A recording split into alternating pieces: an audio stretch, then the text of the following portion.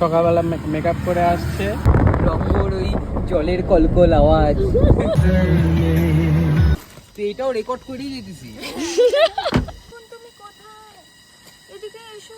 যাবো না এবার। আমি আর যাবো না, জোক আছে।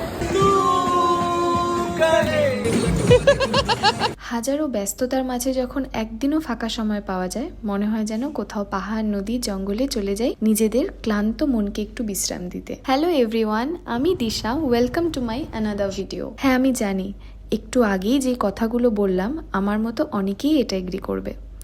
আমি মনে করি সবারই একটা ব্রেক নেওয়া উচিত, নিজেদের প্রিয় মানুষদের সাথে সময় কাটানো উচিত, বিশেষ করে নিজেকে সময় দেওয়া উচিত। সেজন্যই আমরা চলে গেছিলাম প্রকৃতির বুকে কিছু প্রিয় মানুষদের সাথে সময় কাটাতে রঙ্গ। ফার্স্টে তো আর্লি মর্নিং আমরা দুজন শিলিগুড়ি থেকে স্কুটি নিয়ে বেরিয়ে যাই জালসার উদ্দেশ্যে।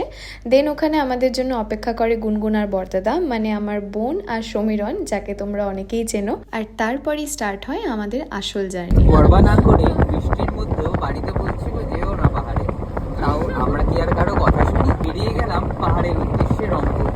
রঙর ওই জলের কলকল আওয়াজ।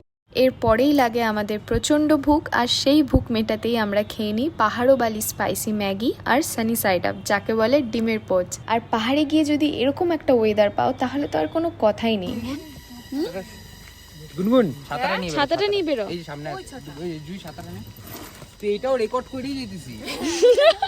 সো এরকম ওয়েদার দেখে আমাদের চারজনের মন তখনই পুরো খুশিতে ভরে যায়, আর আমরা রাস্তার সাইডে গাড়ি দাঁড় করিয়ে নেমে পড়ি এটার ফিল নিতে। কিরকম ওয়েদারটা বল? ওয়েদারটা তো খুবই মানে।